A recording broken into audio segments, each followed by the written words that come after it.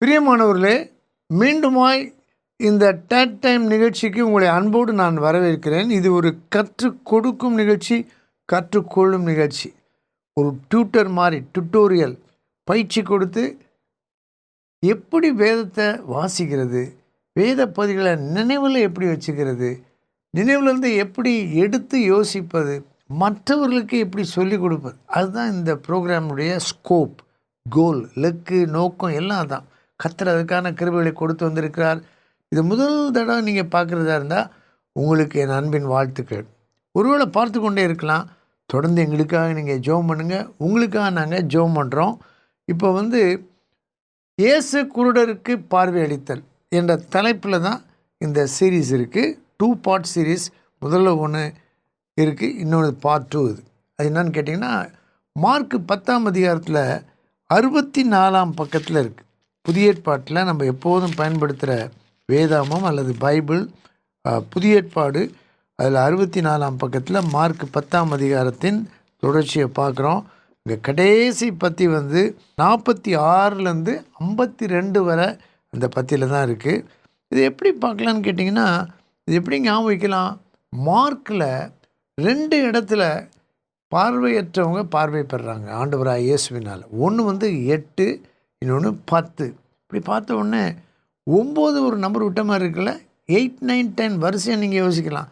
Mark 8, Matthew 9, mark 10 அப்படி ஞாபகம் வச்சுக்கலாம். அந்த மத்தேயு 9ல் ஆரம்ப காலத்தில் ஊழியத்தில் ஆண்டவர் செய்த அற்புதம் இருக்குது.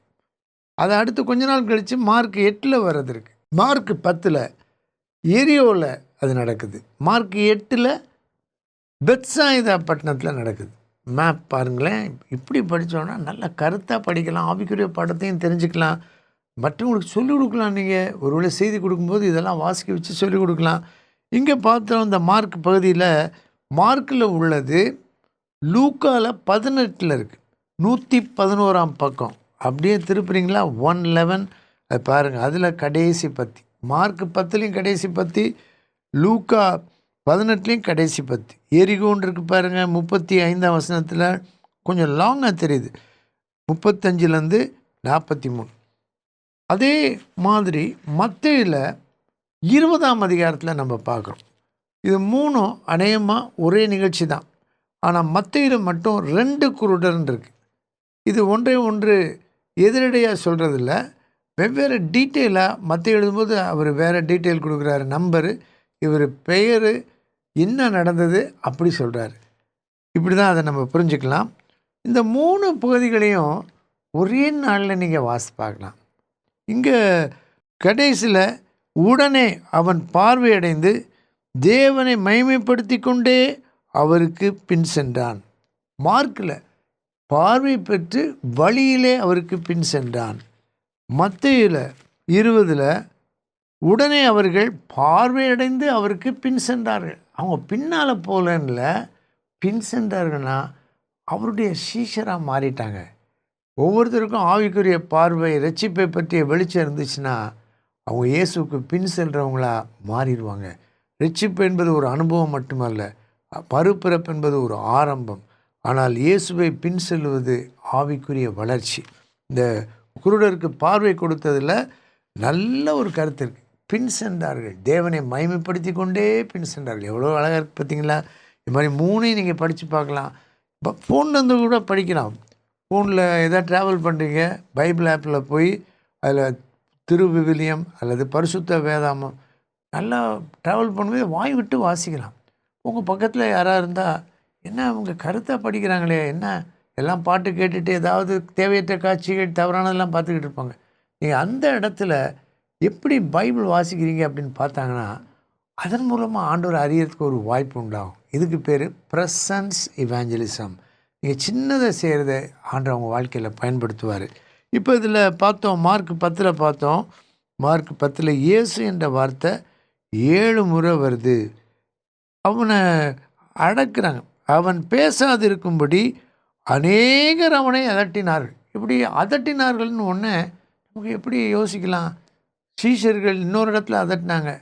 அது என்னன்னா மத்தேயு 19 அல்லது மார்க் 10 சிறு பிள்ளைகளை இயேசுவிடம் கொண்டு வந்தப்ப அவங்க ஒரு நல்ல நோக்கத்தில் தான் ஆண்டவரை டிஸ்டர்ப் பண்ணக்கூடாது, தொந்தரவு பண்ணக்கூடாது அப்படின்னு அதட்டினாங்க.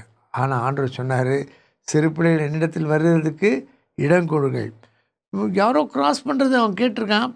இயேசுன்ற பேர் தெரிஞ்சது உடனே பிச்சை தான் கேட்டுக்கொண்டு இருந்தான். அதுவரை ஏதாவது கொடுங்க, எனக்கு சாப்பாட்டு கொடுங்க, ஏதாவது கேட்டிருப்பான். ஆனால் இந்த இயேசுன்னு சொன்ன உடனே, நசரேயனாய் இயேசு வருகிறான்னு கேள்விப்பட்ட உடனே இயேசுவே அப்படின்னு கூப்பிட்றான். தாவீதின் குமாரனே அப்படின்னு கூப்பிட்றான். ஆண்டவராக இயேசுவின் வம்சமே அவனுக்கு தெரியுது, ஜீனியாலஜி தெரியுது. ஏன்னா தேவன் அவனுக்குள்ள வெளிப்பாடை கொடுத்துருந்தாரு. அநேகர் ஜெபம் பண்ணுறாங்க. ஆண்டவரை பார்வை இழந்தவங்க, மாற்றுத்திறனாளிகள் நிறைய பேர் ரட்சிக்கப்படணும். ஆண்டவர் அப்படி நிறைய பேர் ரட்சித்து அழகாக பாடுற ஊழியக்காரங்க இருக்காங்க, கண்ணு தெரியாதவங்க. ஃபேனி கிராஸ்பி அப்படின்னு ஒரு அம்மா, அவங்க ஆயிரக்கணக்கில் ஹிம்ஸ் எழுதிருந்தாங்க. Blessed assurance, Jesus is mine, அந்த பாட்டில் அவங்க தான் எழுதினாங்க. இப்போ நம்ம தமிழ்நாட்டில் நிறைய பேர் இருக்காங்க, பார்வை இல்லாட்டி அவங்க பாடுற பாடல்னால அநேகர் தொடப்படுறாங்க, ரட்சிக்கப்படுறாங்க, அபிஷேகம் பெறாங்க, சுகமடைகிறாங்க. இங்கே இயேசு கிறிஸ்து எப்படி அவங்களுக்கு பார்வை கொடுத்தார் இங்கே நம்ம பார்க்குறோம். அநேகர் அதட்டினார்கள், அங்கே சீஷர்கள், இங்கே அநேகர் அதிகமாய், முன்னிலும் அதிகமாய் கூப்பிட்டான். ஜெபத்தில் சத்தமாக ஜெபம் பண்ணலாம், அமைதியாக ஜெபம் பண்ணலாம். ரொம்ப சத்தமாக ஆண்டவரை நம்பாத நாள் இல்லை. அதாவது அந்த ஆதங்கம், அவசரம், இயேசுவே அப்படின்னு ஜெபம் பண்ணும்போது ஆண்டவர் நிற்கிறார் அந்த இடத்துல. இயேசு நின்று யாரை கூப்பிட்றாங்க, கூட்டுவாங்க என்கிட்ட, அவனை அழைத்து வர சொன்னார். அவர்கள் குருடனை அழைத்து, திடன்கொள், எழுந்திரு, உன்னை அழைக்கிறார். அப்படி தான் இருக்குது பைபிளில். நான் பக்கத்தில் இயேசுன்னு எழுத விரும்பும் போது பக்கத்தில் நீங்களும் இயேசுனா, இயேசு உன்னை அழைக்கிறார். பார்த்திங்களா, அந்த இயேசு உன்னை அழைக்கிறார், இயேசு அழைக்கிறார், ரொம்ப தெரிஞ்ச வார்த்தைகள். இங்கே என்ன பக்கத்தில் யோவான் 11 எழுதிக்கிறான். ஆண்டவராக இயேசு பெத்தானியாவில் லாசரு மரித்த போது அங்கே வந்தபோது மரியாள் வரலை. அப்புறம் சொல்லி விட்றாங்க. என்ன சொல்கிறாங்க, போதகர் வந்திருக்கிறார், உன்னை அழைக்கிறார். இப்போ பைபிள் இந்த மாதிரி ஒரு சின்ன பகுதியை கூட நல்லா வாசிக்கலாம். இப்போ இதை பற்றி பார்த்தோம். 8, 9, 10, மார்க் 8, மத்தேயு 9 அல்லது யோவான் 9, ரெண்டுமே இருக்குது. மத்தேயு 9 இருக்குது, யோவான் 9 இருக்குது. அந்த ஸ்க்ரீனில் அப்படியே பாருங்களேன். அந்த 2 9ஐயும் கூட்டினா 18, மார்க் 10, லூக்கா 18. இன்னொரு விதமாக பார்த்தோம்னா லூக்கா 7 குருடர்கள் பார்வையடைகிறார்கள், மத்தேயு 11 குருடர்கள் பார்வையடைகிறார்கள். 7ஐயும் 11ஐயும் கூட்டினோம்னா லூக்கா 18, 9 9ஐயும் கூட்டினா லூக்கா 18.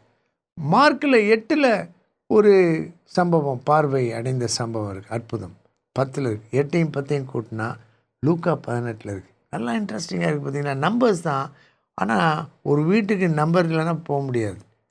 சில ஸ்ட்ரீட்டுக்கே நம்பர் இருக்குது, ஊருக்குன்னா பின்கோடு இருக்குது. பைபிளில் இந்த மாதிரி நம்பர்ஸ் நிறைய காரியம் எடுத்து யோசிக்கிறதுக்கு ரொம்ப உதவி செய்யுது. இங்கே பாருங்கள், உன் விசுவாசம் உன்னை ரட்சித்தது. உன் விசுவாசம் உனக்கு பார்வை கொடுத்ததுன்னு இல்லை, அவன் பார்வை அடைய வேண்டும் தான் சொன்னான். பார்வை அடைந்த உடனே அவன் ரட்சிக்கப்பட்டான் அப்படின்னு ஆண்டு சொல்கிறார். சகோதரி சந்தித்தப்ப இந்த வீட்டுக்கு ரட்சிப்பு வந்ததுன்னு சொல்கிறார். ஆவிக்குரிய ரட்சிப்பு வர்றதுக்கு முன்னாடி ஆவிக்குரிய பார்வை அவசியம். இன்னொரு ப்ரோக்ராமில் சொன்னேன், 4:4, 2 கொரிந்தியர் 4:4, பிசாசு மனக்கண்களை குருடாக்கி இருக்கிறான். ஆனால் சுவிசேஷத்தின் ஒளி ஊடுருவும் போது இயேசுவை பார்க்கக்கூடிய வெளிச்சம் உண்டாகிறது, ரட்சிப்பு உண்டாகிறது. பாருங்கள், அந்த பார்வை அடைந்த அவனுடைய அந்த சம்பவத்தில் விசுவாசம், ரட்சிப்பு, பின் செல்லுதல், நல்ல கருத்துக்கள். சின்ன பகுதி தான், இதை என்ன பண்ணலாம், 10 தடவை வாசிக்கலாம். சின்ன பகுதி 46லேருந்து 52, 7 வசனங்கள் தான். வாசிட்டு திருப்பினோட வாசிட்டு கொஞ்சம் இடம் விட்டு நேரம் விட்டு திருப்பி என்னைக்காவது வாசித்து பாருங்கள். நான் 10ன்னு சொல்கிறேன், ஏன்னா ஆண்டோடைய வசனத்தை நீங்கள் ரொம்ப நேசிக்கணுன்ற ஒரு பேராவல் தான் எனக்கு. 5 தடையாவது வாய் விட்டு சத்தமாக வாசிங்க, ரொம்ப நேரம் ஆகவே ஆகாது, சின்ன கொஞ்சம் நிமிஷம் தான். ஆனால் அது உங்களுடைய உள்ளத்தில் மனதில் பெரிய சுத்திகரிப்பை விசுவாசத்தை உண்டாக்கும். கர்த்தர் உங்களோடு கூட பேசி கொண்டிருக்கிறார். இப்போ இன்னொரு இது பாருங்கள், 9. அந்த 9 நம்பர் பார்க்குறீங்க. அந்த 9 வந்து ஜான் 9 born blind, அதாவது யோவான் 9 பிறவிக்குருடனுக்கு இயேசு பார்வை அளித்தார். அந்த 9 பார்த்தீங்கன்னா அப்படி ரொட்டேட் ஆகுது. ரொட்டேஷன் பார்த்தா ஸ்மால் லெட்டர் பி பார்க்குறீங்க இல்லையா? அது குயிக்காக எங்கேயாவது எழுதிக்கலாம். இப்போ ஜான் 9 born blind, அவனுக்கு இயேசு பார்வை கொடுக்கிறார். நமக்கு தெரியும், சீலோவாம் குளத்துக்கு அனுப்புகிறார். அது சிலர் வந்து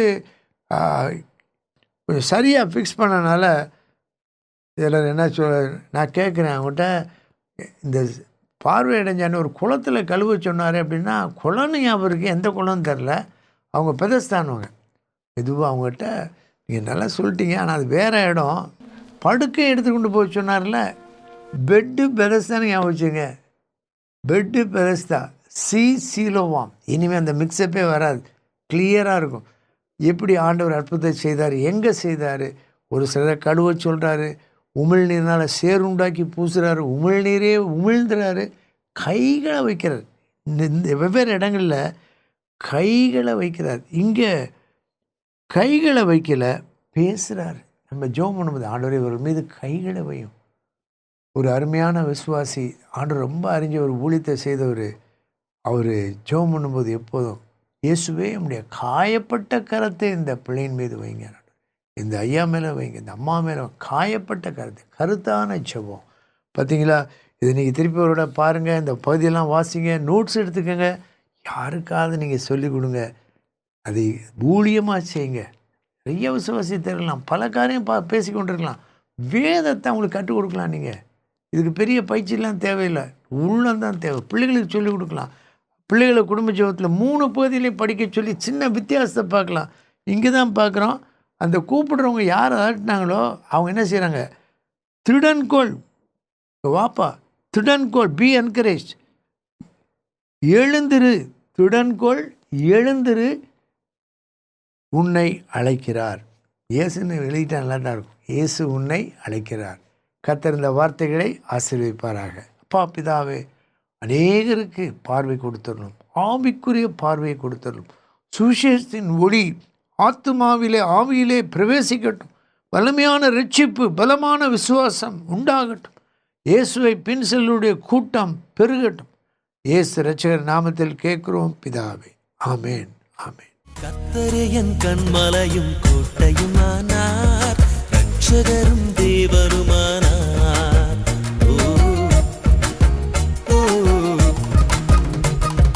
கர்த்தரே என் கண்மலையும் கோட்டையுமானார், இரட்சகரும் தேவருமானார். நான் நம்பின என் துருகமும் கேடகமானார், இரட்சணிய கொம்புமானார். நல்லவரே வல்லவரே, நல்லவரே வல்லவரே, ஸ்தோத்திரமே ஸ்தோத்திரமே ஸ்தோத்திரமே அப்பா அப்பா, உன் கிருபை எனக்கு போதும் அப்பா அப்பா.